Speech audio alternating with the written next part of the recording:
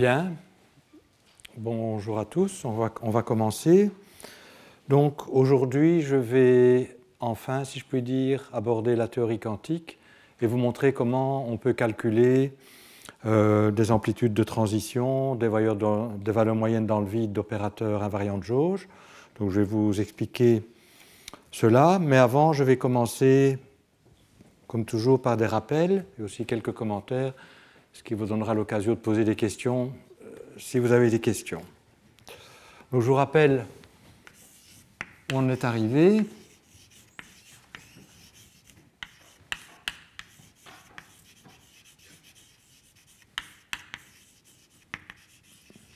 Mais donc je vous ai montré comment on pouvait construire la solution S de l'équation maîtresse classique qui prend cette forme, où S, on demande à S donc dans un développement en nombre d'antichamps, donc le premier terme est l'action classique, etc. Où donc le nombre de fantômes total de S, c'est 0, et de chacun des termes aussi. Le nombre d'antichamps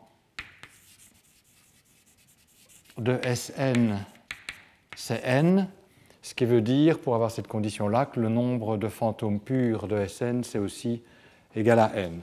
Donc la condition qu'on impose, ce sont les conditions initiales, c'est que S0, c'est l'action classique. Donc elle ne dépend que des champs.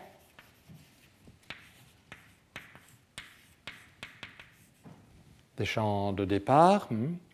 Et puis S1, on impose à S1 de prendre la forme suivante, en fait de contenir l'information à propos des transformations de jauge. Donc on construit S1 en fait en considérant des transformations de jauge dans lesquelles on a remplacé le paramètre de jauge par les fantômes C alpha, donc qui sont des variables anticommutantes de nombre de fantômes purs 1, multipliées par les antichamps conjugués au champ.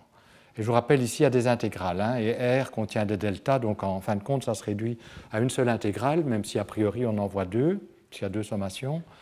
Mais comme il y a un delta de x moins y qui est caché dans R, pour les théories locales qu'on considère, ceci se réduit à une seule intégrale comme S0. Et alors le terme S2, donc les conditions qu'on impose sur le terme S2, eh bien, c'est que lui contient les informations à propos des conditions de réductibilité. Donc si mes transformations de jauge ne sont pas indépendantes, mais qu'il y a un certain nombre de relations sur les coefficients R et alpha, eh bien, on met les coefficients de ces relations dans le terme S2. Donc ça, c'est les fantômes, ça, c'est les antichamps conjugués au champ de départ. Ça va être les antichamps conjugués à ces fantômes-ci. Donc ils vont avoir nombre d'antichamps moins 2, là c'est nombre d'antichamps 1. Et ça, c'est ce qu'on appelle les fantômes de fantômes, qui sont en nombre de fantômes 2. Puis on doit avoir, pour compléter les conditions de réductibilité, un terme qui est quadratique en les antichamps, mais toujours linéaire en les fantômes de fantômes.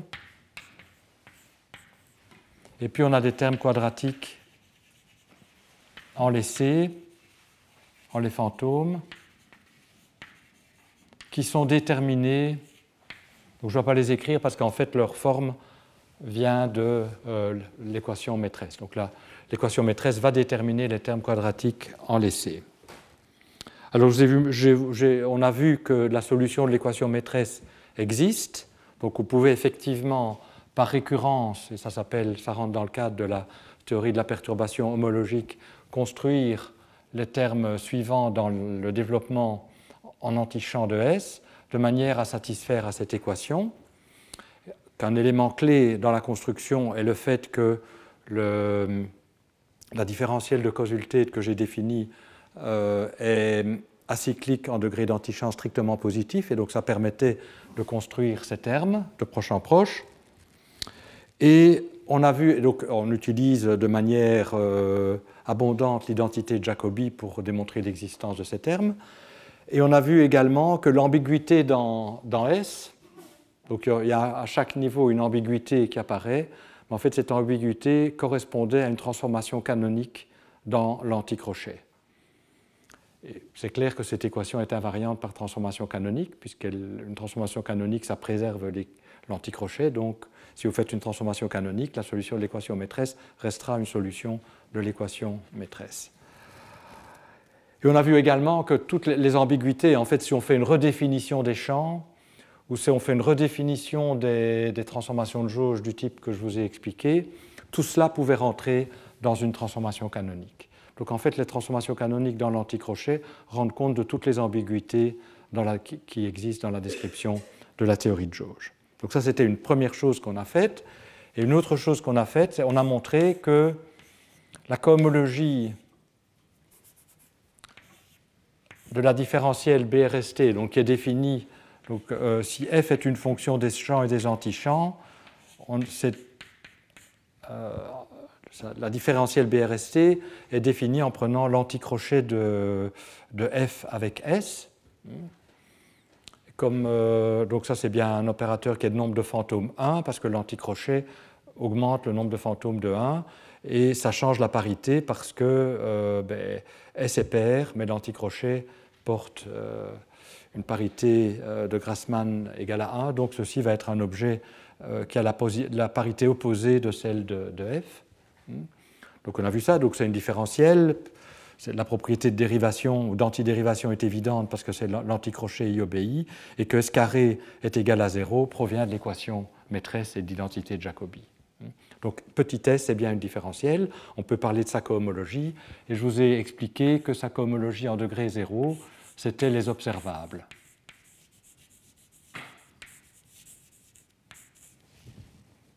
Et qu'une manière de voir ça, c'est les observables, ce sont les invariants de jauge. Donc ce sont en fait les fonctions de l'espace des phases invariantes de jauge. Et donc la manière la plus rapide de voir ça, c'est d'avoir une description de l'espace des phases qui est covariante, c'est-à-dire on identifie l'espace des phases à l'espace des solutions des équations du mouvement. Et en fait, delta, la différentielle delta qui apparaît dans S, nous ramène à la surface stationnaire, donc tient compte de cela. Et puis, l'invariance de jauge, c'était l'objet suivant. C'est parce qu'on a inclus dans la définition de S ce terme qui contient les transformations de jauge, que la différentielle gamma, qui est la suivante quand on développe S en nombre d'antichamps, donc on avait delta, qui est consulté, gamma, qui est en fait une différentielle qui, le long des orbites de jauge, et donc ça va imposer la condition d'invariance le long des orbites de jauge.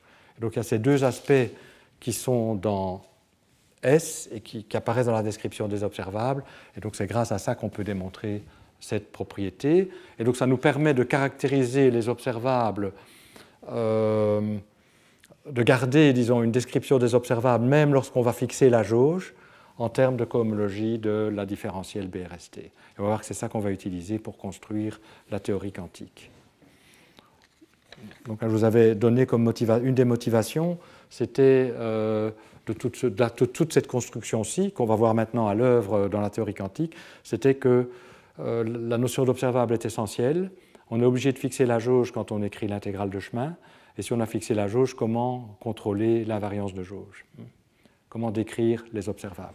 Bien, on va le faire en utilisant BRST. On va voir comment ça se passe aujourd'hui. Alors, peut-être avant de développer le formalisme général, je vais prendre l'exemple explicite de Yang-Mills, construire la solution de l'équation maîtresse pour Yang-Mills. Donc, peut-être faire ça comme ça. Hop.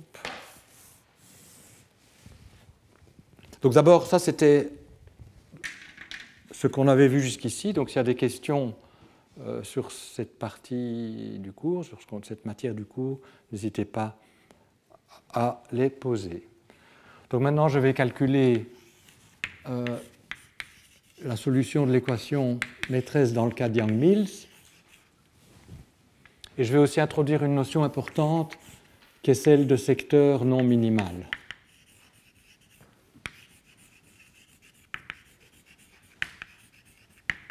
Et je vais le faire uniquement dans le cas de Yang-Mills, mais ça permettra d'illustrer les idées. Alors, dans le cas de Yang-Mills, l'action classique, donc S, ça va être S0 plus S1 plus S2. Alors S0, c'est l'action classique.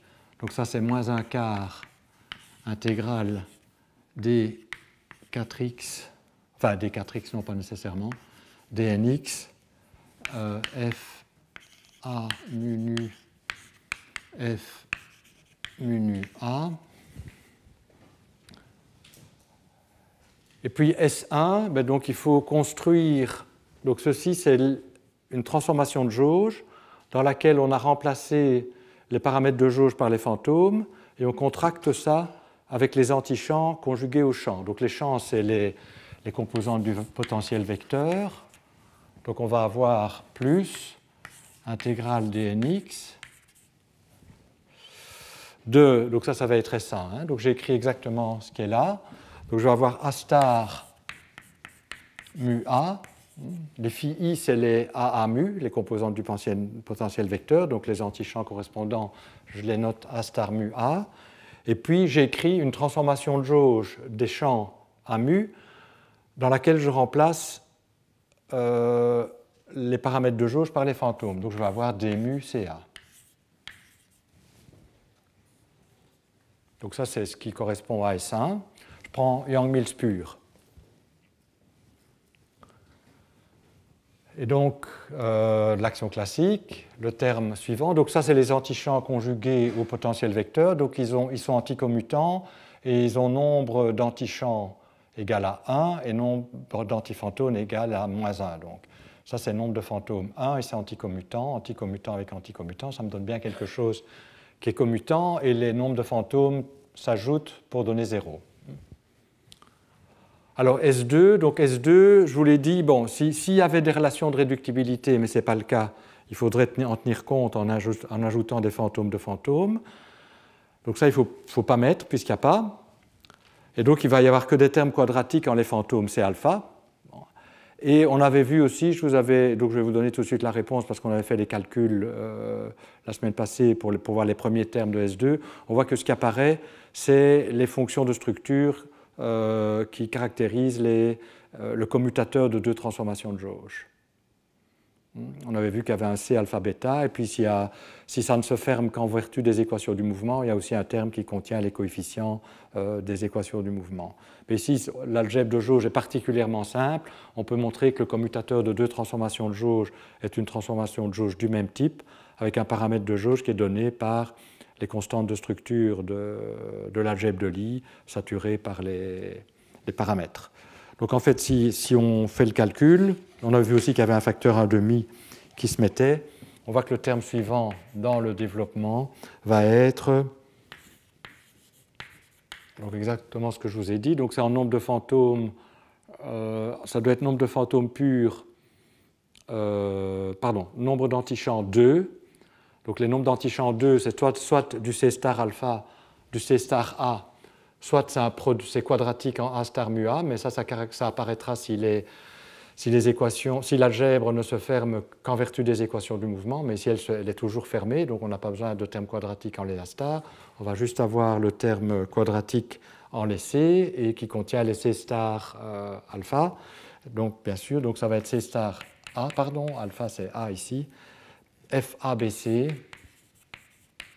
CB, CC. Donc on avait déjà vu un bout de ce morceau la semaine passée, on avait vu qu'il y avait ça, puis il y a un terme qui peut contenir les antichamps ici quadratiquement si ça se ferme qu'en vertu des équations du mouvement, ce n'est pas le cas ici, voilà ce qu'on a. Donc je vous laisse exercice, vérifier, donc exercice, vérifier.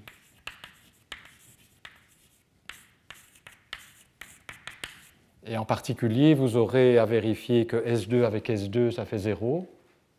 Vous verrez que ceci va être vrai, si c'est vrai, ça doit être vrai pour tout terme dans la décomposition en antichamp, donc ordre en antichamp par ordre en antichamp.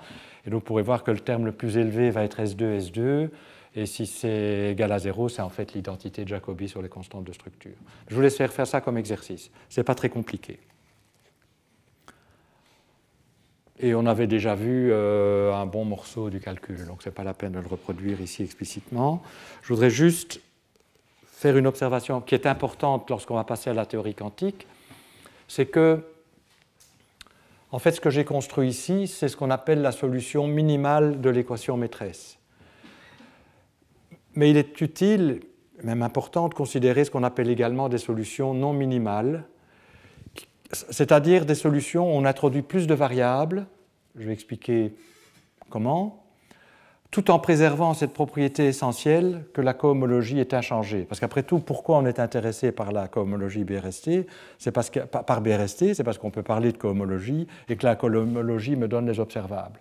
Mais ceci est loin de fixer la forme de S. On peut ajouter aux champs et aux antichamps qu'on a vus jusqu'ici des champs et des antichamps qui ne contribuent pas à la cohomologie.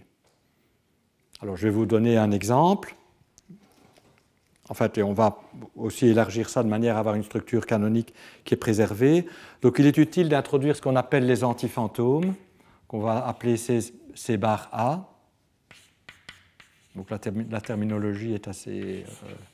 bon, c'est de la terminologie, je la suis. Qui sont en nombre de fantômes moins 1, nombre de fantômes négatifs. Et on va faire donc et eux anticommutent. Donc, en nombre de fantômes moins 1 et anticommute. Et puis on fait apparaître aussi ce qu'on appelle les champs auxiliaires de Nakanishi-Lothrop. Bon, peu importe le nom, je les appelle champs auxiliaires de manière Nakanishi. Et on va définir S sur ces variables de manière à ce que la cohomologie soit échangée. Et donc on a toujours cette bonne propriété. Donc comment on va faire? Eh bien, je vais d'abord vous écrire la relation. On va dire que S C bar A, c'est égal à 0. Pardon, c'est égal à BA. Donc BA, c'est commutant et en nombre de fantômes 0. Donc il faut augmenter le nombre de fantômes de 1, moins 1 plus 1, 0. Et puisqu'on veut que S soit une différentielle, on impose que S de BA soit égal à 0. Alors, je vais donner un argument général et assez élégant pour montrer que ça ne contribue pas à la cohomologie. Mais intuitivement, on peut comprendre ça de la manière suivante. Vous voyez que C bar n'est pas fermé, puisque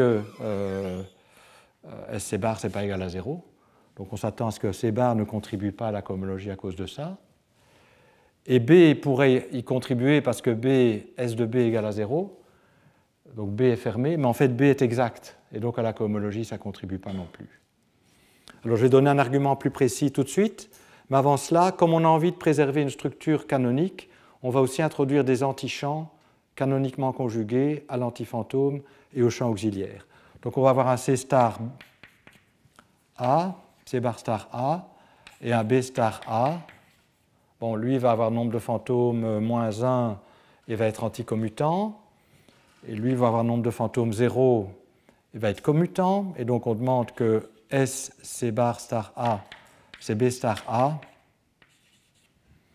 et S de B star A, c'est égal à 0, ce qui va permettre de construire, ceci va nous donner une action canonique, et donc on va pouvoir modifier S par un terme tel qu'on reproduit ces transformations-là en prenant l'anticrochet.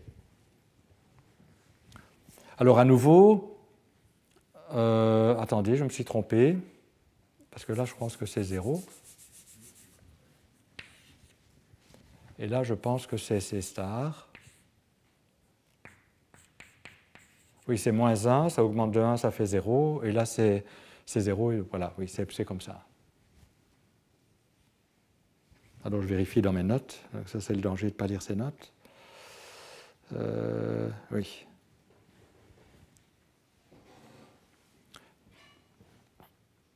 Et pour une raison... Oui, c'est bon.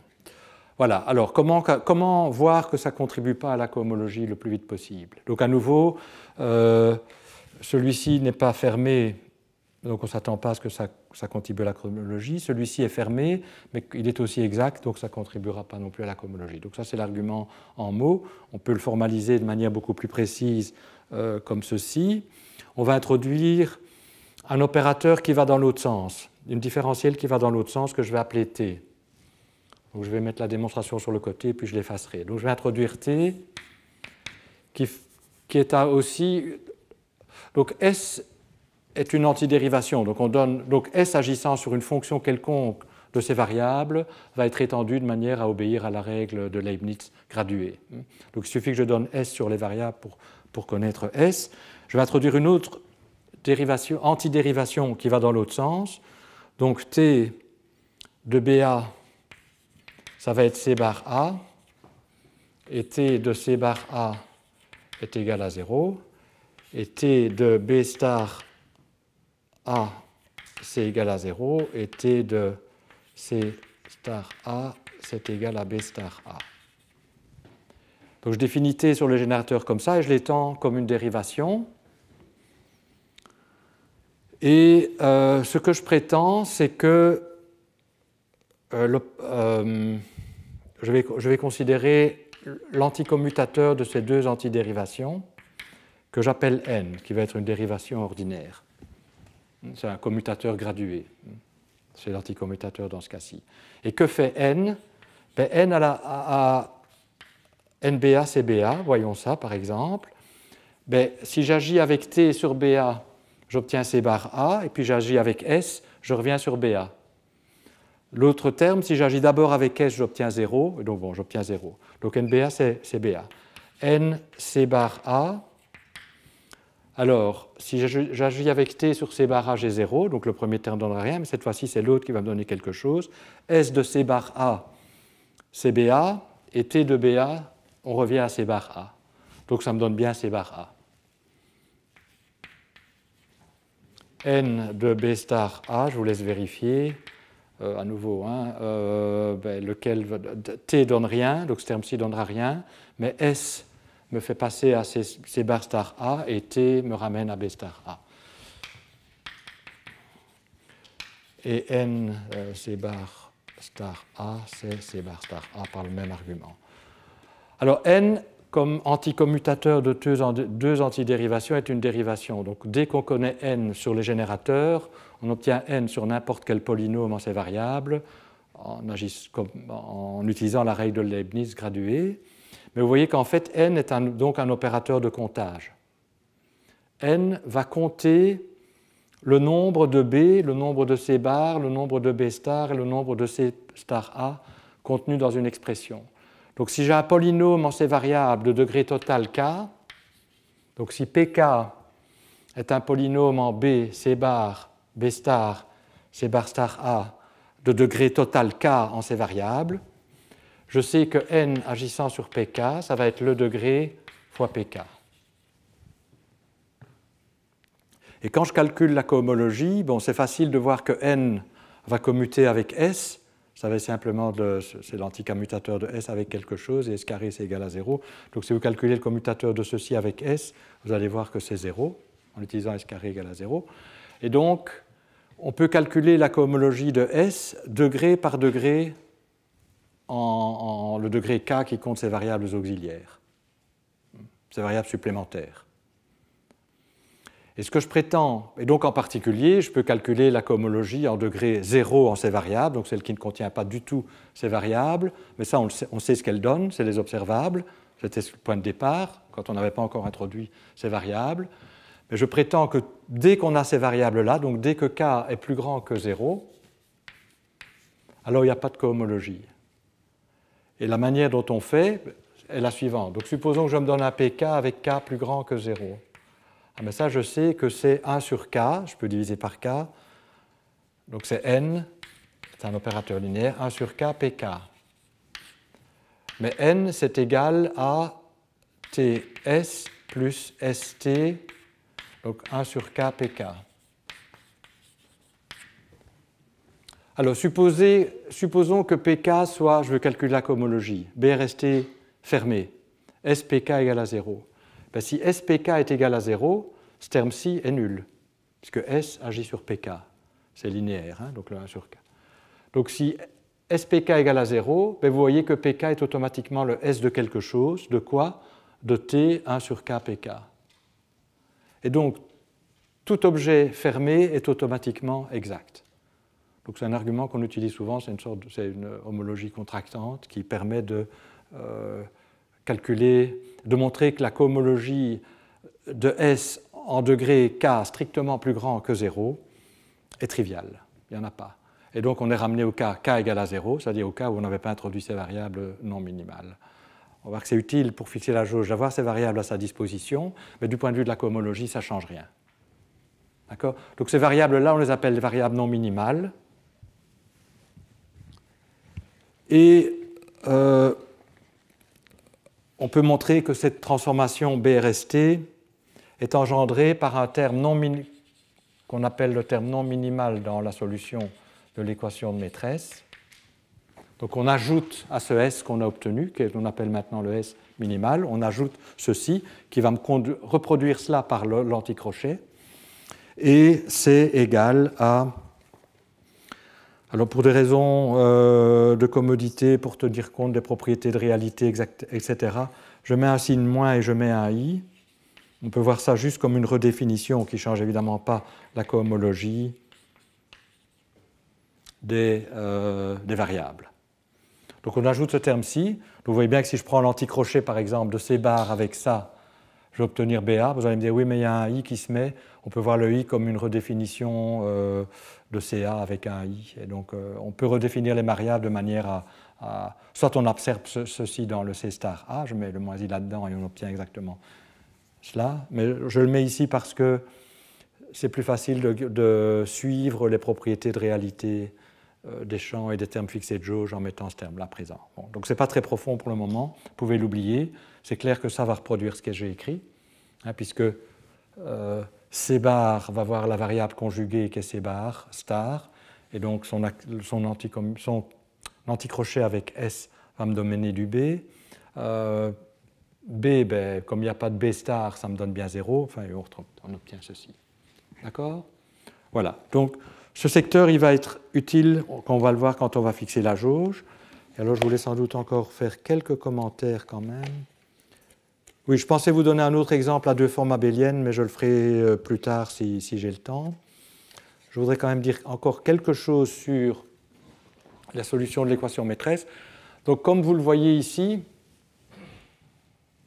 tous les termes qui apparaissent dans l'action sont locaux, c'est-à-dire des intégrales d'espace-temps, d'objets qui sont des polynômes, enfin dans ce cas-ci, ou des fonctions locales, c'est-à-dire des fonctions qui dépendent des champs, des antichamps, des fantômes et des variables conjuguées, et de leurs dérivés jusqu'à un ordre fini. D'accord ? Donc, et on peut démontrer, ça c'est un théorème général, que si S0 est une fonctionnelle locale, et que les transformations de jauge ont une expression locale, comme celle que je vous ai écrite, alors la solution de l'équation maîtresse est également locale, c'est-à-dire donnée par l'intégrale. Donc chaque Sn est donné par l'intégrale d'une expression qui contient les champs voulant dire maintenant champ de départ et fantôme, et les antichamps voulant dire les antichamps conjugués au champ de départ et les antichamps conjugués au fantôme, donc tous les antichamps, et leurs dérivés jusqu'à un ordre fini. Donc la localité est préservée dans la construction. Évidemment, si la construction ne s'arrête jamais, on n'a a priori pas de borne sur le nombre de dérivés. Mais dans la pratique, ça s'arrête, et donc on aura un nombre de dérivés maximum, et donc on aura bien la localité qui est préservée. Donc, comme je l'ai dit aussi, ceci est en général juste une série formelle. On n'a aucune garantie que ça s'arrête. Mais dans toutes les théories des champs connues, ça s'arrête. Donc on ne va pas se poser la question. Alors, au cas par cas, on peut donner d'ailleurs un argument général qui dit que ça va s'arrêter, mais il n'y a pas d'argument, donc ce n'est pas vraiment un argument général si c'est au cas par cas, mais il n'y a pas vraiment d'argument qui couvre toutes les théories. Et alors la dernière chose, c'est que il n'y a pas d'obstruction dans la construction de l'équation maîtresse pour la localité.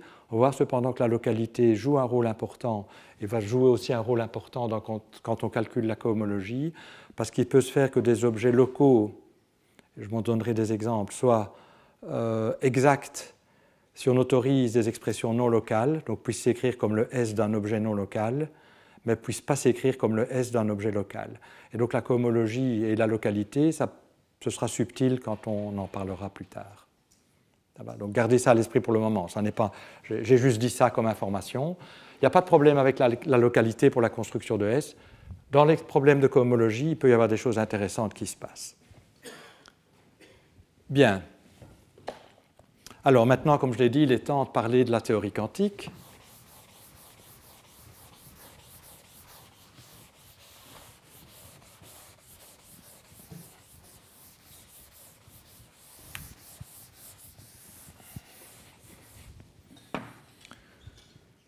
Et donc, je vais vous donner les règles, et puis je vais justifier ces règles qui permettent de calculer les amplitudes de transition.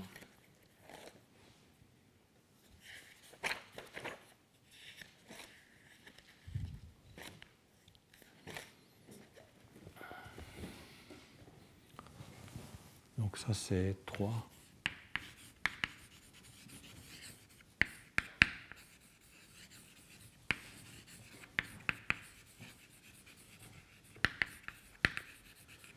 Et donc, valeur moyenne d'opérateur dans le vide, valeur moyenne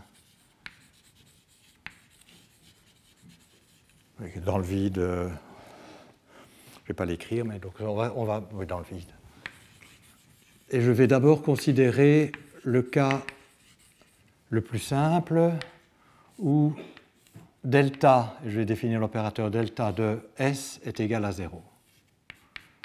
Donc d'abord, on va, pour s'échauffer, considérer le cas où cet opérateur est nul, mais je dois vous dire ce que vaut cet opérateur. Alors cet opérateur, delta, est défini comme ceci. Epsilon A, donc ça c'est la parité de Grassmann, delta L sur delta phi A, delta L sur... Donc ça a un opérateur du deuxième ordre donné par cette expression.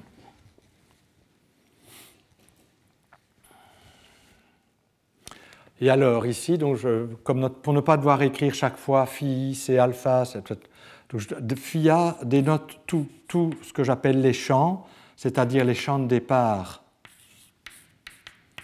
et les fantômes de fantômes s'il y en a. Et les phi star A, ça désigne tous les antichamps. Donc collectivement, j'appellerai ça les antichamps. C'est tous les antichamps, donc les phi star I, les C star alpha, les C star gamma, etc. S'il y en a. Dans Yang-Mills, on s'arrête là. Et quand je parlerai de phi A, je parlerai de champs. J'inclus dans les champs les fantômes aussi. Et s'il y a le secteur non minimal, j'inclurai dans les phi A les anti-fantômes et les champs auxiliaires B. Donc ce serait là aussi.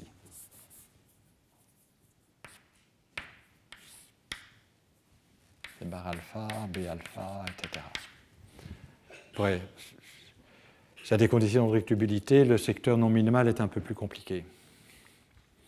Et donc les antichamps correspondants sont inclus ici aussi.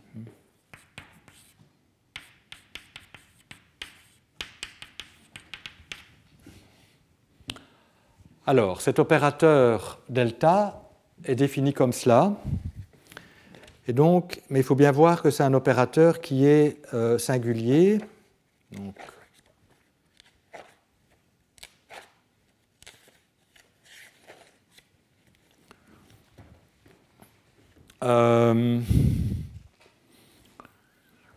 c'est-à-dire que si j'agis avec delta sur une fonctionnelle locale, je vais obtenir des deltas de 0, parce que je prends des dérivées secondes fonctionnelles, mais au même point. Rappelez-vous, donc c'est le même A qui est ici, donc il y a un x qui est caché ici, il y a un x qui est caché ici, et j'intègre sur x. Et donc je vais avoir un delta, en principe, si j'ai un x ici et un y là, j'aurai un delta de x moins y, mais puis je fais x égale à y, donc je vais avoir un delta de 0 qui est caché, j'intègre sur x, donc c'est un opérateur singulier qui a besoin d'être régularisé, donc auquel il faut donner un sens, donc c'est qu'il faut faire de nouveau au cas par cas, mais dans le cas des théories de Yang-Mills pures, on a de bonnes raisons de dire que delta S est égal à 0 pour la raison suivante, et je vais vous donner aussi une interprétation géométrique de delta tout de suite, c'est que voyez, donc il faut dériver par rapport aux champs et aux antichamps correspondants. Notamment, ce qui va contribuer, vous voyez ici apparaître C star et là C. Donc vous allez devoir dériver par rapport à C star notamment, puis aux sommes surtout, puis dériver par rapport à C, et faire, les deux indices ici vont être égaux, doivent être mis égaux. Donc vous allez faire apparaître dans le calcul de delta S pour Yang-Mills quelque chose qui contient la trace des constantes de structure. Et cette trace, pour tous les groupes de Yang-Mills qu'on considère qui sont des groupes unimodulaires, en général même que des groupes compacts, qui sont unimodulaires a fortiori, est égale à 0. Et donc, comme delta S est proportionnel à ça, disons même avant d'intégrer, donc si on sépare les points et qu'on calcule delta de S, on va obtenir 0, et donc on obtient 0, on régularise naturellement cela à 0, puisque le coefficient qui va apparaître de la divergence est nul. Donc Yang-Mills rentre dans ce cas-ci. Donc ce que je vais vous dire ici s'applique à Yang-Mills. Mais qu'est-ce que ça veut dire delta S égale à 0 ? Je vais vous montrer en fait que ça veut dire que la mesure de l'intégration dans l'intégrale fonctionnelle est conservée par BRST, mais pour faire cela, on va d'abord regarder ce que vaut cette mesure. Donc je vais d'abord me placer dans ce cas-ci. Et puis après, je vous dirai ce qu'il faut faire, et ça conduit à une équation intéressante qui généralise l'équation de maîtresse classique qu'on appelle l'équation maîtresse quantique. Je vais vous dire ce qu'il faut faire quand delta S n'est pas égal à 0. Et pour le moment, on va supposer le cas le plus simple, delta S égale à 0. Il y a des théories pour lesquelles c'est vrai, Yang-Mills, pur, et donc c'est quand même une théorie importante, donc voilà. Alors, il y a peut-être des propriétés quand même supplémentaires que j'aurais dû dire de delta, c'est que delta, vous voyez qu'on enlève un antichamp et le champ correspondant.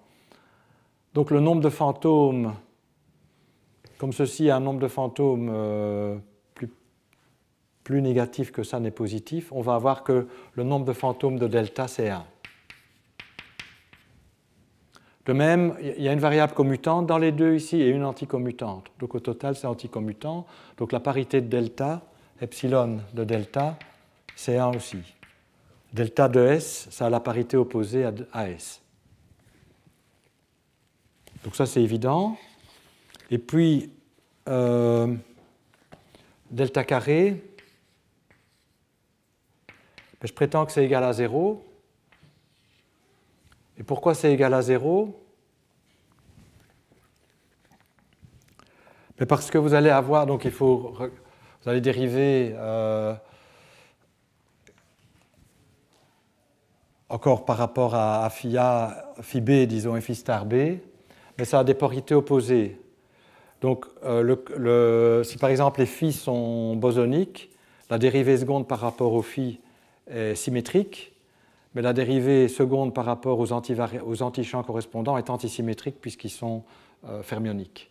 Et donc vous allez avoir une saturation d'indices, d'une paire d'indices symétriques avec une paire d'indices antisymétriques, enfin qui correspondent à des opérations antisymétriques, donc ça va faire 0.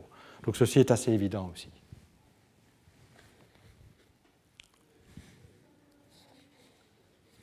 Mais ça n'est pas une dérivation, je reviendrai. Donc cette carré nul, mais ça n'obéit pas à la règle de Leibniz, comme on le verra tout à l'heure. Mais ça, c'est intéressant et ça vaut qu'on en parle séparément. Je vais d'abord me placer dans le cas où delta est égal à 0, donc on ne doit pas se soucier en un sens de delta, et vous dire comment on construit les amplitudes de transition dans ce cas-là.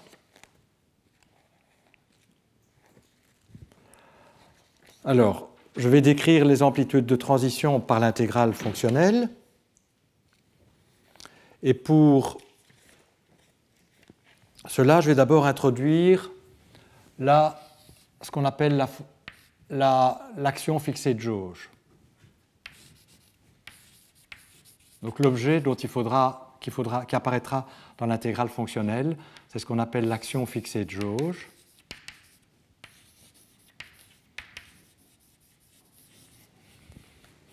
Et ça s'obtient à partir de la solution de l'équation maîtresse. Alors, peut-être comme c'est des fonctionnels, je vais mettre ça avec des crochets. Bon. En remplaçant les antichamps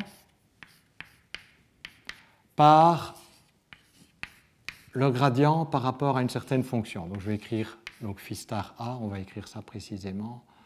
Donc je vais mettre les indices, sinon on ne s'y retrouve pas. Donc on fait le choix d'une fonctionnelle psi des champs. Donc chaque choix va conduire à une expression différente, mais je vais justement argumenter que les choix ne sont pas importants, enfin que les choix sont tous équivalents. Mais donc vous faites le choix d'une fonction psi. Alors, puisqu'il faut que les nombres de fantômes et les parités sont opposés, il faut que psi, bien entendu, soit fermionique. Et il faut que psi soit le nombre de fantômes moins 1.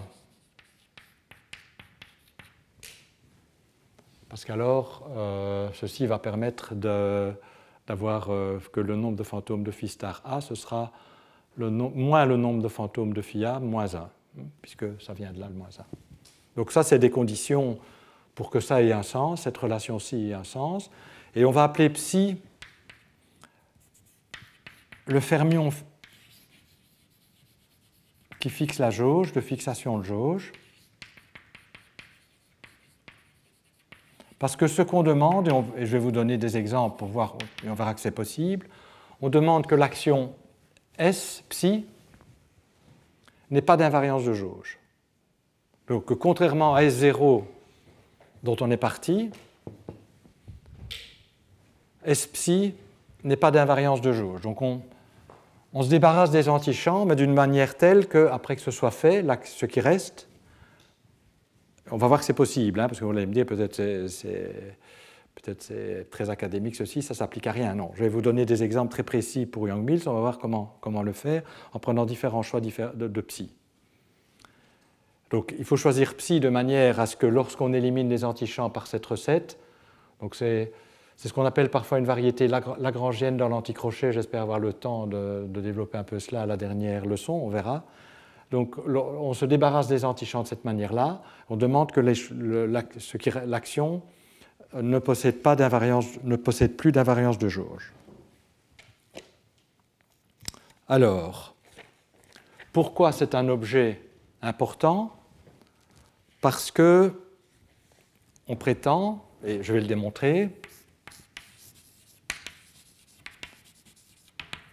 que si vous regardez l'amplitude vide-vide, par exemple, puis après je parlerai dans le cadre plus général de valeurs moyennes d'opérateurs invariants de jauge, si vous regardez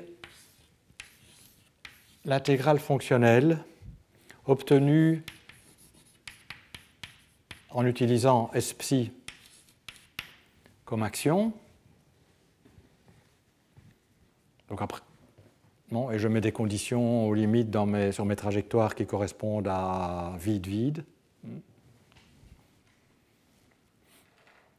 Et donc ça, c'est l'intégrale fonctionnelle. Donc j'intègre sur tous les phi, sur tous les c, sur toutes les variables qui sont là, sur tous les champs.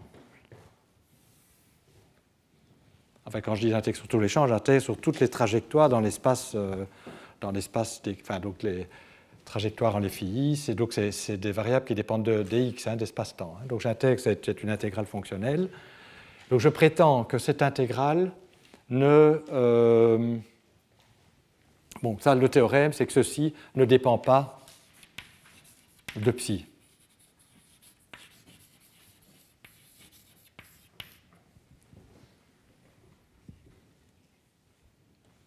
Bon, on va démontrer qu'elle a d'autres belles propriétés après, mais la première importante, c'est celle-ci. Donc les autres belles propriétés, c'est quand on va vouloir parler de cohomologie, mais pour ça, je dois... on le fera dans le cadre général où delta S n'est pas égal à 0. Mais ici, on va démontrer cette propriété dans le cas où delta S est égal à 0. Si ce n'est pas égal à 0, il faudra faire quelque chose et on va voir en fait où est le problème. Alors, comment on démontre ça? Peut-être avant de démontrer cela, je dois rappeler des propriétés de l'intégrale fonctionnelle et rappeler des propriétés aussi d'intégrale qui impliquent à la fois des variables commutantes, bosoniques, et des variables anticommutantes, fermioniques. Alors là, c'est un peu une parenthèse sur le côté. Donc je suppose, donc je vais considérer des intégrales de fonctions qui dépendent de variables qui commutent, que j'appelle x. Donc là, c'est tous mes champs commutants. Donc c'est une intégrale fonctionnelle, hein, c'est beaucoup plus compliqué. Ici, regardons juste une intégrale finidimensionnelle. Et de variables anticommutantes que j'appelle θ. Dx, dθ, et l'intégrale sur les θ, c'est l'intégrale de Bérésine. Hein. Je suppose que vous avez, donc c'est des variables qui anticommutes. Donc la propriété, si c'est des variables θ qui anticommutent, donc si je fais un développement en puissance, ça s'arrête. Et donc si j'avais qu'une fonction, appelons-la g de θ, dθ, c'est-à-dire dθ1, dθ2, dθn, je suppose j'en ai n, eh bien ça va aller pêcher le terme qui contient le maximum de θ. Et donc ça va être g, le coefficient gn, n-1, 1, voilà. Hein, donc si je développe g de θ, ça va être un terme g0 qui contient aucun θ, plus, etc., plus le dernier terme, ben, ça va être g, je vais le mettre ordonné comme ça, hein, n, n-1, 1, θ1, θ2. Ah, peut-être j'aurais pas dû... oui, c'est ça, donc j'aurais dû mettre dans l'autre ordre alors. θn, θn-1. Donc je... θ1, et quand j'intègre sur les θ, je vais pêcher ce coefficient-ci. C'est la définition de l'intégrale de Bérésine sur des variables de Grassmann. Et c'est une définition qui est très agréable parce que, et donc quand j'appelle dθ, c'est collectivement ça. Hein. Comme dx, c'est dx1, dx2, dx, enfin autant fois qu'il y a des n. Et donc ce qui est important à savoir, c'est d'abord que cette intégrale est invariante par translation, c'est-à-dire que si donc l'intégrale de dg sur dθk, quel que soit θ, dθ est égal à 0. Donc l'intégrale d'une dérivée totale est égale à 0, c'est l'équivalent à l'invariance par translation. Et ça c'est évident, parce que si je dérive par rapport à θ, j'aurai plus de terme maximum qui contient tous les θ. Il y en aura un qui ne sera plus là, celui par rapport auquel j'ai dérivé. Donc on sera dans quelque chose qui sera au maximum n-1. Et donc quand j'intègre, le coefficient correspondant étant nul, j'aurai 0. Donc ça c'est l'invariance par translation. Donc je dis parfois que la mesure de Bérésine est invariante par translation, pour cette raison. Et une autre propriété qu'on va utiliser, c'est la transformation, parce qu'on va faire des transformations. On va devoir faire des changements de variables pour démontrer cette propriété-ci. Et donc, comment les choses se comportent par changement de variable. Donc si je fais un changement de variable et que j'écris les x en fonction de nouvelles variables que j'appelle x', θ', eh bien l'intégrale va être donnée par x remplacé en fonction de x', θ', θ remplacé en fonction de x', θ'. Mais il va y avoir un... Alors d'habitude, c'est le déterminant de la matrice jacobienne, mais ici, ça va être un superdéterminant de la matrice jacobienne. Donc j'écris d'abord les choses, et puis je vous dis ce que c'est que le superdéterminant. Alors ici, je vais prendre par convention, c'est la dérivée droite, d'après mes conventions, de la transformation qui fait passer des xθ ou x', θ'. Donc c'est une matrice carrée, c'est une supermatrice, dx', dθ'. Donc apparaît ce qu'on appelle le superdéterminant. Donc je vais vous dire un mot sur le superdéterminant, sans doute, sauf si c'est familier à tout le monde. Donc en fait, la matrice jacobienne, c'est une matrice carrée qu'on appelle une supermatrice, parce que bon, il y a des variables commutantes et anticommutantes. Donc si je regarde cette matrice, je vais avoir un certain nombre de variables commutantes et un certain nombre de variables anticommutantes. Donc je vais avoir ici un bloc A qui caractérise les dérivées des variables de Bose par rapport aux autres variables commutantes. Donc ça va être une matrice constituée d'objets qui commutent. Là, je vais avoir une autre matrice constituée d'objets qui commutent, puis c'est la dérivée des variables anticommutantes, mais par rapport à des variables anticommutantes. Donc ça va être aussi une matrice constituée d'éléments de matrices qui sont des variables commutantes. Mais là, je vais avoir des matrices fermioniques, puisque ça va être la dérivée d'une variable qui commute par rapport à une variable qui anticommute. Donc le coefficient de la variable qui anticommute va être évidemment anticommutant.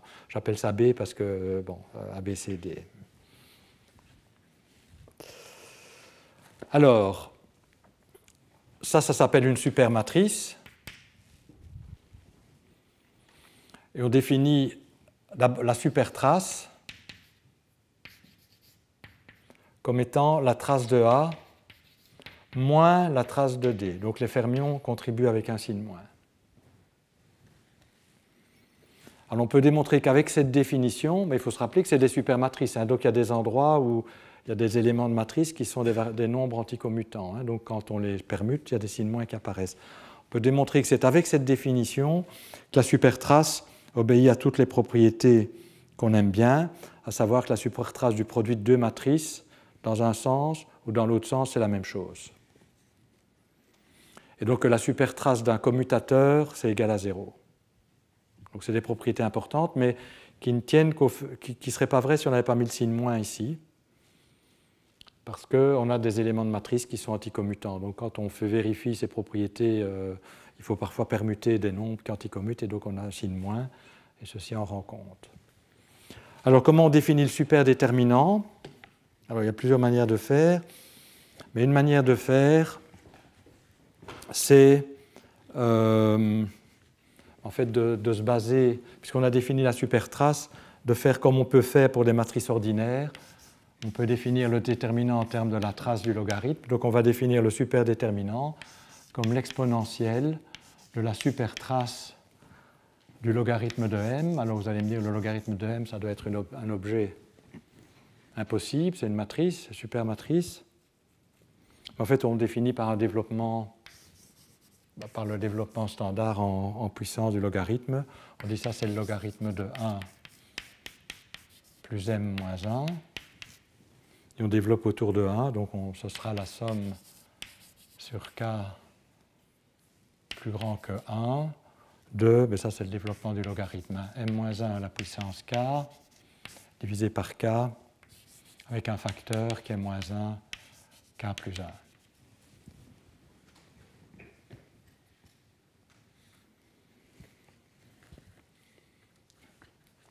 Donc la supertrace, on sait ce que c'est, je vous l'ai défini ici, l'exponentielle d'un nombre, on sait ce que c'est. Donc c'est comme ça qu'on définit le superdéterminant. Et on peut montrer, c'est ça qui est l'intérêt du superdéterminant, c'est qu'effectivement, quand on fait un changement de variable, c'est le superdéterminant qui apparaît. Et donc en particulier, les variables fermoniques apparaissent avec un signe moins. Donc en fait, il y a une autre manière d'écrire le superdéterminant. Si D est inversible, donc si D est inversible, alors on va utiliser une décomposition triangulaire de la matrice. On va dire ça c'est égal à... On va réécrire M comme le produit d'une matrice triangulaire supérieure et A moins B, B et D moins 1, donc C 0, donc ça c'est M. D moins 1, C 1, donc vous pouvez vérifier que ça c'est juste. Là je vais avoir A moins B, D moins 1, C, plus B, D moins 1, C, donc j'obtiens bien A. 0, c'est standard, 1B. 0, C, 0, D. Donc ça, c'est une relation que je peux écrire si D, effectivement, est inversible. Et alors là, dans ce cas-là, le déterminant de M pour les matrices triangulaires, c'est évident. C'est, justement, donc ça va être 1 sur D, parce que ça, c'est dans la partie fermionique, fois le déterminant de ceci, qui est A moins B, D moins 1, C. Donc, ce qui est important, c'est que les fermions contribuent au déterminant, mais au dénominateur, si pour les bosons, c'est au numérateur. Et cette propriété, quand on fait le changement de variable, c'est comme ça que les choses se comportent. Alors, si M est une matrice qui diffère de 1 par une quantité infinitésimale, donc si M-1, c'est proche de... Donc ça, c'est en principe rappel. Hein. Si M, c'est 1 plus epsilon, où epsilon est petit, eh bien, le développement ici va s'arrêter tout de suite.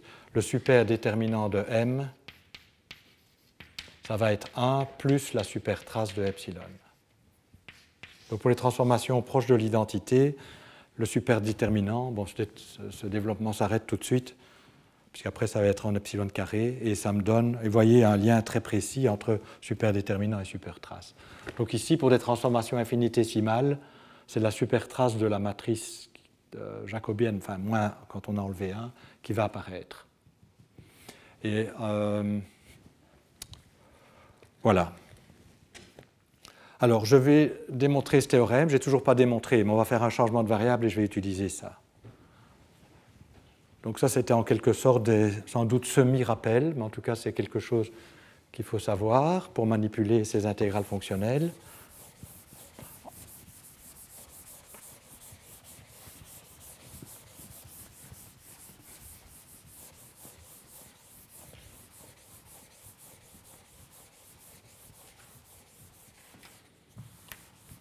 Une autre propriété de l'intégrale fonctionnelle dont je vais avoir besoin, qui exprime en fait l'invariance de la mesure par translation.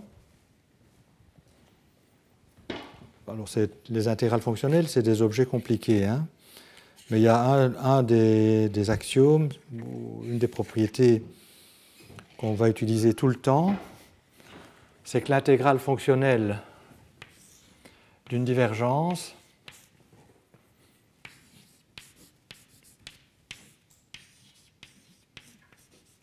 c'est égal à 0. Et on peut voir ça comme exprimant l'invariance de la mesure pour les translations dans l'espace des champs. Hein. Il y a des plus, disons, epsilon A, où epsilon A ne dépend pas des champs, hein. Donc c'est une translation.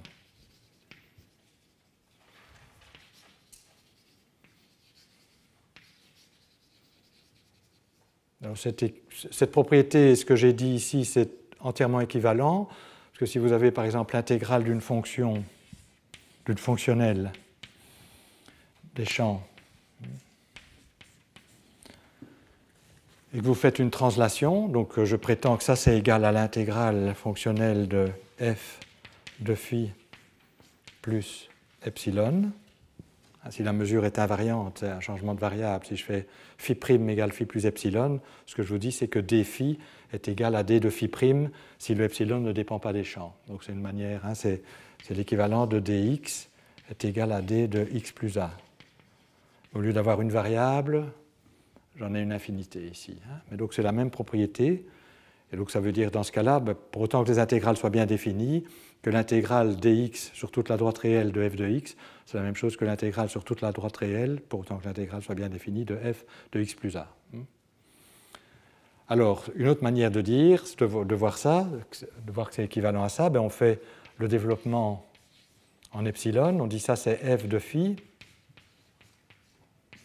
plus delta f delta phi epsilon. Donc là, on va mettre tous les indices. Alors, ça est égal à ça, donc ça veut dire que l'intégrale ici doit être égale à 0.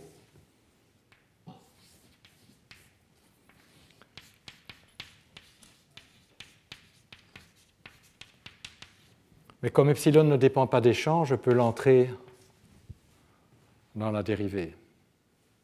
Et donc vous voyez qu'effectivement, cette propriété-ci est équivalente à cette propriété-là, où V serait f epsilon. D'accord ?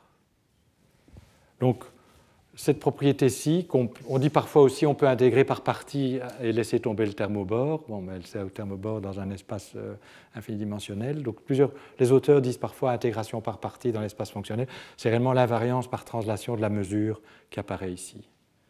Hein, et c'est la même propriété. Donc je vais utiliser ça, c'est pour ça que je le lis. Donc je vais utiliser deux propriétés de cette intégrale fonctionnelle. C'est que, peut-être pas tout de suite, mais que si je fais un changement de variable des phi, il y a un super jacobien qui apparaît dans l'intégrale. Et puis, je vais utiliser aussi cette propriété d'invariance de cette mesure par translation dans l'espace des champs. Donc, ça veut dire que je shift les champs par une quantité qui ne dépend pas des champs, hein, qui est la généralisation infinidimensionnelle de ce qu'on appelle de manière standard l'invariance de la translation, par translation de la mesure. Bien, alors maintenant, on a ce qu'il faut pour démontrer le théorème. Donc, ça, c'était, disons, du bagage annexe dont on a besoin. Donc je ferme cette parenthèse et je reviens au problème de démontrer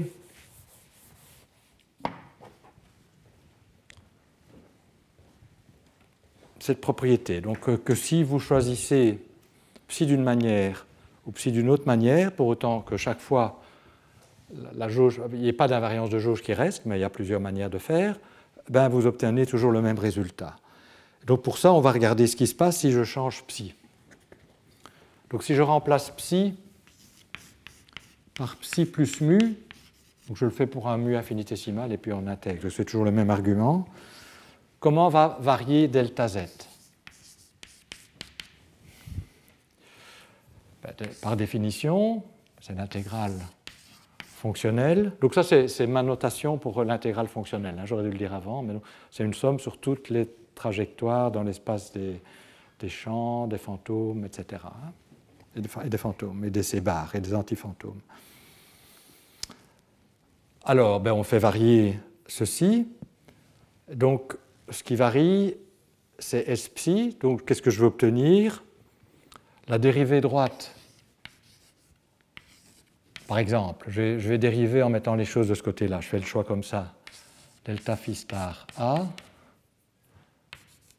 Hein, puisque ce qui va changer quand je change psi, ce n'est pas phi ne bouge pas, mais phi star va obtenir une nouvelle valeur. Donc je vais changer, donc je vais obtenir la variation de S par rapport à phi star, et puis la variation de phi star par rapport à phi dictée par cela. Donc, comme c'est dans l'exponentielle, j'écris ça comme ça, je ne sais pas pourquoi je mets ça dans cet ordre-là, ça n'a pas beaucoup d'importance. I sur h bar S psi. C'est commutant, hein, donc je peux le mettre où j'ai envie. Variation de mu par rapport à phi a, puisque ça va être l'ancien phi star, le nouveau phi star va être égal à l'ancien plus ceci. Ça, c'est la variation de phi star. Et donc j'ai la dérivée de l'expression qui est ici, qui me donne ça, fois la variation de phi star. Et comme mu est anticommutant, je n'ai pas précisé si c'était à gauche ou à droite, puisque c'est pareil. Mu étant une variable anticommutante, si je dérive par rapport à une variable commutante, là ça commute avec tout, je peux mettre à gauche ou à droite. Si je dérive par rapport à une variable anticommutante, le coefficient de cette variable anticommutante est commutant si mu est anticommutant, et donc je peux mettre cette variable anticommutante à gauche ou à droite, ça ne change rien. D'accord? Donc c'est pour ça que je n'ai pas précisé. Alors maintenant, on va utiliser cette brillante propriété d'invariance de la mesure sous translation. Donc je vais intégrer par partie dans l'espace des champs. Donc ici, ça, c'est d phi. D sur d phi a, de tout.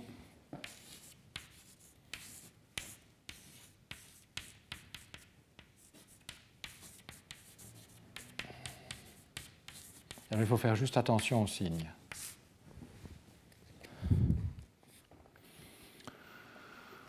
Alors, si je ne l'ai pas mis dans mes notes, c'est peut-être que ça ne compte pas, mais quand même, c'est bon de savoir. Donc, si c'était une dérivée, donc ici, ça vient de ce côté-ci. Donc, je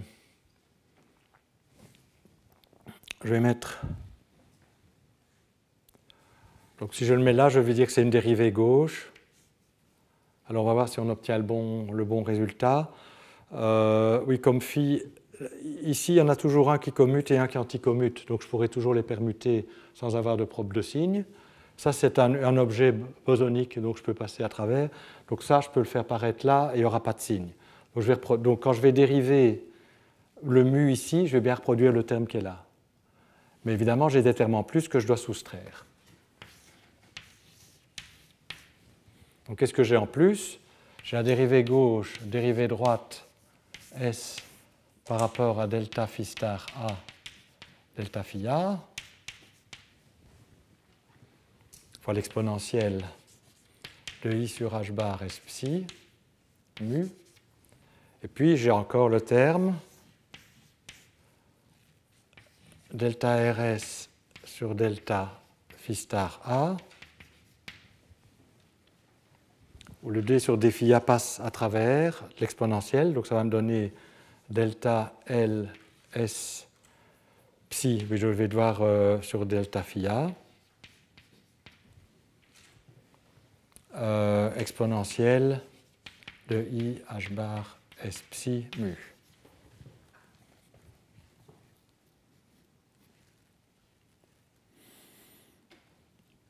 Et alors, puisqu'il y a un I sur H bar que j'ai probablement oublié, parce que quand je dérive l'exponentielle, je fais tomber un I sur H bar. Hein. D'accord? Donc ici, c'est le terme que j'obtiens en dérivant l'exponentielle. Donc il y a I sur H bar, l'exponentielle, enfin cette dérivée. D'accord? Donc au tableau, c'est le genre de truc de calcul où on se trompe toujours. Alors ça, c'est égal à 0. Par invariance de la mesure par translation.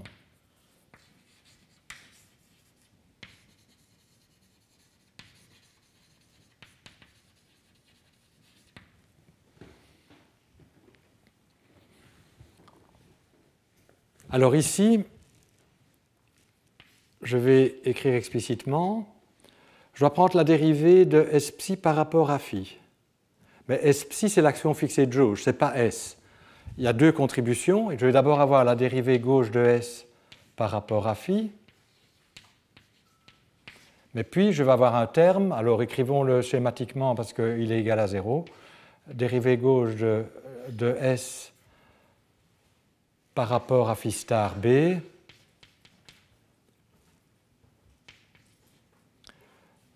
Dérivée de phi star B par rapport à phi A. Mais phi star B est donné par le fermion de jauge psi. Donc je vais avoir une dérivée seconde de psi par rapport à phi B, phi A.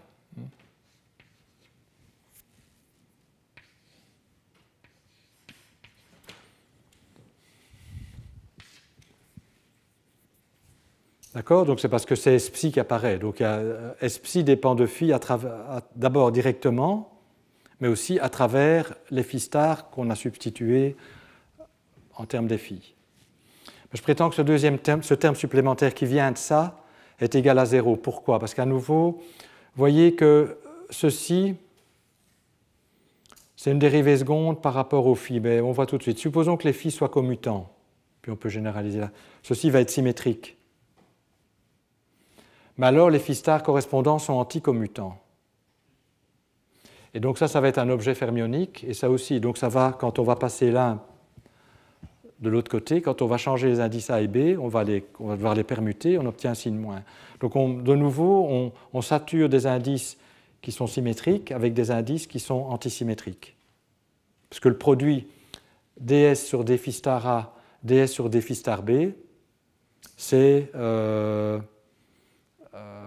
antisymétrique si les phi stars sont anticommutants. Bon, maintenant, vous pouvez regarder tous les autres cas de figure, vous verrez que ça donne chaque fois 0, et donc il n'y a pas de contribution qui vient de là.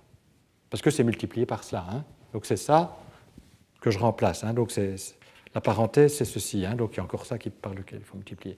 Donc le terme supplémentaire, il ne vient pas. Et le terme qui est là, mais c'est juste l'anticrochet. Et S est solution de l'équation maîtresse. Donc vous voyez que de manière essentielle, le fait que S soit solution de l'équation maîtresse vous dit que cette contribution-ci est égale à 0.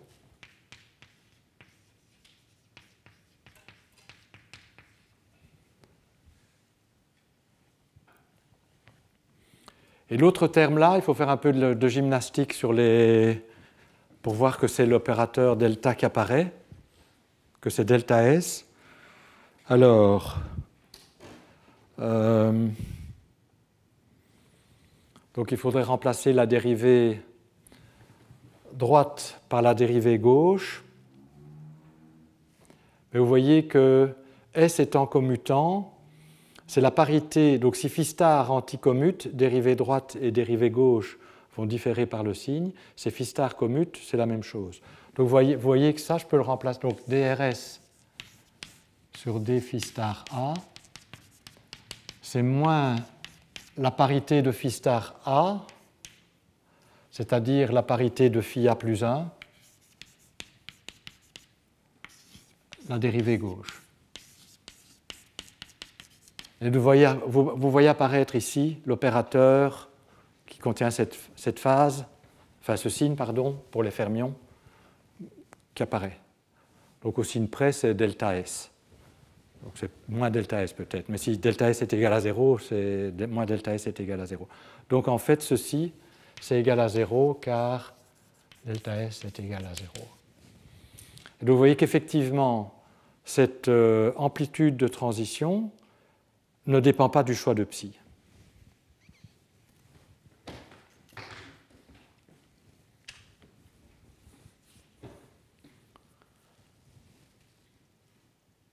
Alors,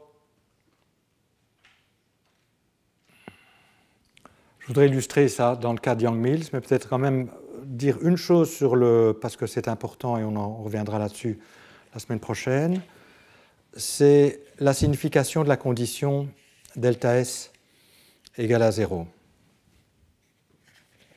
En fait, si vous faites une transformation de BRST, donc delta S égale à 0 est équivalent à la mesure de l'intégrale fonctionnelle est invariante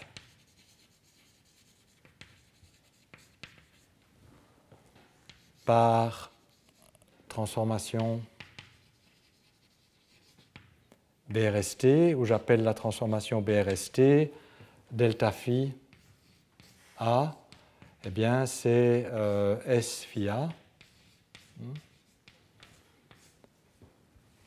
dans laquelle j'ai remplacé, puisque là ça dépend des antichamps, phi star par delta psi, delta phi. Ce qu'on appelle parfois la transformation BRST fixée de jauge. Donc c'est celle-là qui apparaît là, bien sûr. Il faut éventuellement un paramètre qui anticommute si on aime bien avoir une transformation que j'appelle θ. Donc je multiplie par un paramètre qui anticommute pour avoir quelque chose qui est la même parité que phi. Donc je fais une telle transformation et je prétends, donc ça c'est la transformation infinitésimale, que si vous calculez la variation de la mesure, vous allez voir apparaître précisément delta. Alors je vous dis en mots comment ça se voit, et je vous laisse faire ça comme exercice. Ceci, c'est delta S sur delta phi star, à des signes près. Et donc quand on va calculer la matrice jacobienne, on va reprendre encore une dérivée. Donc la matrice jacobienne va contenir delta 2S sur delta phi star A, delta phi A. Non, delta phi B. D'accord? Et puis il faut prendre la supertrace. Donc je dois faire B égale à A, et je dois mettre un signe moins pour les fermions. Mais ça, c'est exactement delta. Donc delta va être la variation de la mesure, va vous donner la variation, delta S, c'est la variation de la mesure sous une transformation BRST, et cette mesure n'est pas nécessairement invariante. Je reviendrai là-dessus la semaine prochaine, mais donc gardons ça à l'esprit. Quand je suppose que delta S est égal à 0, j'ai supposé que, en fait, ça revient à dire que j'ai supposé que la mesure d'intégration de l'intégrale fonctionnelle était invariante sous transformation BRST. C'est exactement ça la signification de cette condition. Mais je voudrais terminer la leçon d'aujourd'hui en vous montrant l'intérêt de ce théorème, donc l'indépendance de l'amplitude de transition pour des changements de psi, l'invariance pour des changements de psi, en illustrant cela plutôt dans le cas de Yang-Mills. D'accord ? Donc je vais prendre différents psi dans le cas de Yang-Mills et on va voir quelle expression ça donne pour mon action de fixée de jauge. Quelle action, et vous allez, ceux qui ont déjà étudié la théorie quantique de Yang-Mills vont reconnaître, j'espère, des actions qui leur sont familières. Donc je voudrais ici reproduire des choses qui devraient être familières pour ceux qui ont déjà considéré l'intégrale de chemin pour les théories de Yang-Mills. Alors, on a toujours S, la solution pour Yang-Mills. On a ajouté le terme non minimal. Et donc, je vais vous dire ce que vaut psi. Alors, que vaut psi? Bon, ben, on a le choix. Donc, je vais d'abord vous donner les psi les plus habituels, pratiqués. Donc, psi doit être un fermion de nombre de fantômes moins 1. Alors c'est pour ça qu'on a introduit les antifantômes, sinon on n'avait aucun champ de nombre de fantômes négatifs. Donc on va utiliser l'antifantôme, donc je vais prendre psi égale à i, bon ça c'est pas, je ne vais pas parler des conditions de réalité ici, donc c'est un peu, c'est pas très important le i de ce point de vue-là. Alors je prends l'antifantôme C bar A. Donc ça c'est nombre de fantômes moins 1, ça anticommute, donc maintenant je dois multiplier par quelque chose qui a un nombre de fantômes 0 et qui est commutant. Eh bien je prends, alors je vais vous dire FA, je vais vous dire ce que vaut FA, plus alpha demi fois le champ auxiliaire BA. Donc je suppose qu'il y a une métrique invariante de jauge, pardon, oui, une métrique sur l'algèbre de Lie, donc je peux élever l'indice A de manière invariante. Donc FA c'est quoi? FA c'est une fonction des A et de leurs dérivés, et peut-être plus de dérivés si on a envie, telles que FA égale à 0 est une condition de jauge au sens habituel, donc un choix particulier qui a l'avantage d'être invariant relativiste, c'est le choix, la condition de jauge de Lorentz, d mu A mu égale à 0. Donc on prendrait pour FA ça. Peut-être que je mets les indices comme ils sont sur mu. Donc ici je mettrais d mu A mu, par exemple, si j'aime bien la jauge de Lorentz. Mais si vous aimez une autre condition de jauge, vous mettez une autre condition de jauge. Je prétends qu'un tel choix, en tout cas, remplit toutes les conditions ici, et qu'en particulier, quand je vais me débarrasser des antichamps selon cette formule, je vais obtenir une action qui n'a pas d'invariance de jauge. Alors faisons-le, débarrassons-nous des antichamps selon cette formule. Que vaut S psi avec ce choix de psi? Donc alpha est un paramètre quelconque, c'est un nombre réel, 0, 1, enfin n'importe quoi. FA, c'est une fonction comme ça, B, c'est B, donc tout est défini. Appliquons la recette. Des antichamps, ben, il n'y en a pas dans le premier terme, donc ça commence par l'action de Yang-Mills.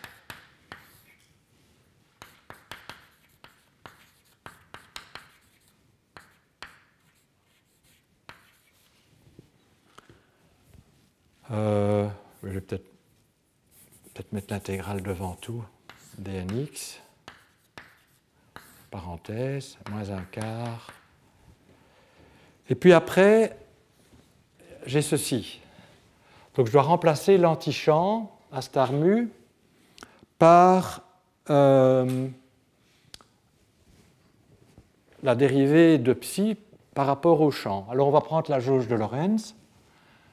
Donc il faut dériver par rapport au AA mu. Donc je vais prendre pour FA explicitement cette fonction, parce que c'est ce que les gens considèrent le plus souvent. Et donc pour prendre la dérivée fonctionnelle, ben, intégrons par partie. Donc c'est d mu c bar A, AA mu.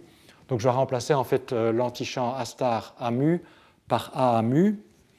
Donc j'ai ici moins I d mu C bar A, c'est comme ce que j'ai intégré par partie. Donc je vais remplacer A star A mu par cela, fois d mu CA. D'accord? Donc ça, c'est ce qui se passe quand j'ai remplacé A star mu. Donc j'ai appliqué la règle là. Puis C star A, je dois le remplacer par 0, puisqu'il n'y a pas de C qui apparaît ici. Donc dans le choix de psi que je fais, il n'y a pas de C. On pourrait avoir des choix avec des C, c'est plus compliqué. Alors il faut mettre les termes en plus, sinon ce n'est pas juste. Mais s'il n'y a pas de C, il y a plus. Par contre, il y a encore du B. Donc ça veut dire que B star, qui est ici... Non, pardon. Donc c'est C, il y a aussi du C bar. Et il y a du C bar A ici. Donc je dois remplacer... Donc ceci ne va rien contribuer. Puis C star A, là je dois le remplacer par delta psi sur delta C bar, c'est-à-dire par la condition plus FA, donc qui est des mu à mu, donc écrivons-le, plus alpha demi BA BA. D'accord, donc j'ai appliqué la règle.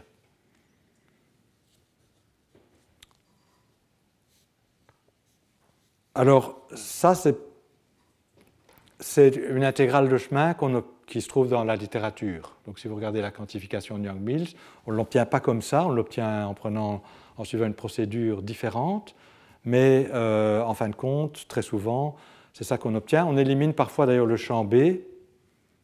Donc si alpha est différent de 0, on peut éliminer le champ B, puisque c'est quadratique en B, et donc on remplace B par sa valeur à l'extrémum, il y a un déterminant qui apparaît, mais comme la matrice quadratique ici ne dépend pas des champs, on peut oublier ce déterminant. Donc vous remplacez B par d mu A mu, donc ça va vous donner un terme qui est d mu A mu au carré, en éliminant B. Ce qu'on peut faire quand alpha est différent de 0. Si alpha est égal à 0, B alors là n'est plus quadratique, mais devient un multiplicateur de Lagrange pour la condition de jauge. Et au lieu d'avoir dans le Lagrangien un d mu A mu au carré, c'est ce qu'on fait quand on quantifie l'électromagnétisme, par exemple, on ajoute d mu A mu au carré pour avoir des propagateurs bien définis. Donc ceci va vous donner des propagateurs pour tous les champs bien définis. Mais si on prend alpha égal à 0, ce qui est aussi un... Donc, il y a alpha différent de 0, on peut se débarrasser de B en intégrant sur B, et donc on remplace par sa valeur à l'extrémum. Si alpha est égal à 0, on ne peut pas le faire, mais alors on va avoir un delta de la condition de jauge. Donc on va sommer uniquement sur les chemins qui remplissent la condition de jauge. Et vous voyez qu'en plus de ça, on a une intégrale on aura dans l'intégrale fonctionnelle une intégrale sur les C, et C bar et C qui apparaissent de manière quadratique. Et donc et en fait, ça donne un déterminant quand on intègre sur les variables quadratiques, qu'est-ce qu'on appelle le déterminant de Faddeev-Popov. Donc ceci reproduit, pour ceux qui ont déjà étudié Young-Mills, ça reproduit l'intégrale de chemin de Young-Mills que vous avez déjà dû voir, pour ceux qui l'ont déjà vu. À savoir, les fantômes qui sont quadratiques donnent le déterminant de Faddeev-Popov, et on a la condition de jauge soit de manière stricte, soit quadratique. On l'ajoute au carré au Lagrangien, de manière à avoir des propagateurs bien définis pour tous les champs. Mais ce que nous dit le théorème, c'est quel que soit le choix de alpha, en particulier, l'intégrale là donnera toujours le même résultat. Que alpha soit égal à 0 et donc on a une condition de jauge stricte, ou que alpha ne soit pas différent de 0, on obtiendra le même résultat. Prenez un psi plus compliqué, et certaines personnes, dans certains contextes, sont amenées à faire cela, eh bien, vous aurez une expression plus compliquée pour l'intégrale de chemin et pour l'action fixée de jauge, mais à coup sûr, vous savez que c'est toujours les mêmes amplitudes que vous allez calculer avec cette action-là. Donc on voit qu'on est... Je dois encore dire beaucoup de choses que je dirai la semaine prochaine, mais on voit que c'est... on commence à revoir, à retrouver des choses qu'on connaît sans doute. Alors, l'intérêt de savoir que les amplitudes de transition ne dépendent pas de psi. On l'utilise aussi pour choisir des psi où on se ramène à ce qu'on appelle une jauge unitaire. C'est-à-dire on peut choisir psi de manière à ce que l'intégrale de chemin formellement se réduise à une intégrale n'impliquant que les quantités invariantes de jauge. Donc on ne somme que sur les degrés de liberté invariants de jauge. Donc on somme sur les degrés physiques. Et on peut montrer qu'en choisissant bien psi, on peut se ramener à ça. Et donc on sait que cette intégrale de chemin est correcte. C'est-à-dire que, bon, à quoi doit correct, qu'est-ce que ça veut dire? Ça veut dire qu'il faut la comparer à une expression qu'on sait être correcte. Alors il y a une manière de quantifier les théories de jauge, en tout cas conceptuellement, mais dans la pratique c'est en général impossible à faire, c'est de se dire je vais me placer dans l'espace des invariants de jauge, ça forme un espace des phases et je vais écrire l'intégrale fonctionnelle dans cet espace des phases, des invariants de jauge. Mais construire explicitement les invariants de jauge, pour les théories Yang-Mills, où il faut inverser des opérateurs définis dans l'espace-temps, c'est non local, c'est en général abominable et impossible. Mais on peut imaginer qu'on a réussi à le faire, et donc on sait que l'intégrale de chemin doit être donnée par une intégrale qui n'implique que les invariants de jauge. Et on peut montrer, donc c'est un peu formel puisque les invariants de jauge on ne peut pas les construire, on peut montrer qu'en choisissant bien psi, on peut ramener cette intégrale à une intégrale uniquement dans l'espace des invariants de jauge. Donc c'est la jauge unitaire, et donc on voit que l'intégrale de chemin est correcte. Mais en prenant un autre psi, on se ramène à une expression où on peut faire des calculs. Parce que quand on a cette action-ci, vous voyez, elle a une partie cinétique quadratique bien définie. On peut utiliser la théorie des perturbations. On aura des vertex qui viennent de tout ce qui n'est pas quadratique. Donc ici, il y a un terme qui contient A, donc on a un vertex cubique qui contient A, C bar et C. Et puis, pour Yang-Mills, c'est relativement simple, c'est juste ça, et c'est le déterminant de Faddeev-Popov. Maintenant, imaginez une théorie plus compliquée où la solution de l'équation maîtresse contient plus de termes, des termes qui sont quadratiques en les antichamps, quadratiques en les fantômes, même d'ordre plus élevé, comme pour la supergravité. Mais quand vous éliminerez les antichamps par cette règle, vous allez avoir des termes supplémentaires dans l'action. Et historiquement, en fait, et le formalisme des antichamps est né de là, les gens se sont rendus compte que s'ils appliquaient à la supergravité étendue, donc pour lesquelles on n'a pas de champ auxiliaire, donc où l'algèbre ne se ferme pas, si on appliquait les règles qui avaient été introduites pour Yang-Mills, donc où il faut juste rendre compte d'un déterminant, le déterminant de Faddeev-Popov, si on faisait ça, et uniquement ça pour la supergravité, on obtenait un résultat qui n'était pas correct. C'est-à-dire qu'on obtenait quelque chose qui dépendait du choix de jauge, et ensuite qui n'était pas équivalent à l'expression unitaire. Et donc on avait une intégrale de chemin où il y avait des choses qui manquaient. Et les gens ont d'abord construit à la main les diagrammes de Feynman les interactions qui manquaient, et ça conduisait à de nouveaux diagrammes de Feynman. Et puis ce formalisme est arrivé, si je puis dire, et à dire oui, mais quand on prend psi de manière à reproduire les premiers termes dans l'action fixée de jauge, on voit qu'il y en a d'autres qui apparaissent aussi, liés aux termes d'ordre plus élevé dans la solution de l'équation maîtresse. Et c'est clair que si on n'en tient pas compte, on n'aura pas la bonne intégrale de chemin, elle ne sera pas unitaire dans l'espace physique, etc., etc. Et donc historiquement, c'est réellement l'existence de théories dont les symétries de jauge ne se ferment pas ou ne se ferment qu'en vertu des équations du mouvement, pour lesquelles il y a des termes ici qui se cachent derrière les petits points. Et donc, quand vous ferez cette substitution, vous allez engendrer des termes qui contiennent des interactions d'ordre plus élevé entre les fantômes et les antifantômes et les champs. Si vous n'en tenez pas compte, vous n'obtiendrez pas, ce résultat ne sera pas vrai. Si vous prenez la mauvaise action fixée de jauge, ce ne sera pas bon. Si vous vous trompez, vous vous trompez. Et donc, il faut vraiment tenir compte de tout ce qui vient comme vertex pour avoir les bons résultats. Bien. Je voulais dire beaucoup plus aujourd'hui, mais comme c'est habituel, ce n'est pas grave. Donc j'ajusterai la semaine prochaine. Donc en fait, c'est la semaine prochaine qu'on verra l'action maîtresse quantique. L'action maîtresse quantique est la solution de l'équation maîtresse quantique, qui est importante lorsque la mesure n'est pas invariante par BRST. Et c'est directement lié aux anomalies potentielles. Donc je ferai ça la semaine prochaine. Je suis bien en retard par rapport au programme que je m'étais assigné, mais je pense que ce n'est pas grave. Les références que je vous ai données contiennent ce que je ne vous aurais pas expliqué ici. Donc la semaine prochaine, je développerai plus l'intégrale fonctionnelle dans le cas général où delta S n'est pas égal à 0. Je vous montrerai que, en fait, on construit les choses de la même manière, mais ce n'est pas S qu'il faut prendre. Il faut prendre ce qu'on appelle la solution de l'équation maîtresse quantique, qui tient compte du fait que la mesure n'est pas invariante. Donc il faut corriger l'équation maîtresse quantique. Et puis je parlerai un peu de cohomologie, parce qu'il peut se faire que c'est en conflit avec la localité. Bon, ça j'expliquerai. Bien, il est 16 heures, donc c'est l'heure d'arrêter. Si vous avez des questions, elles sont toujours les bienvenues. Et je continue la semaine prochaine. Voilà, merci.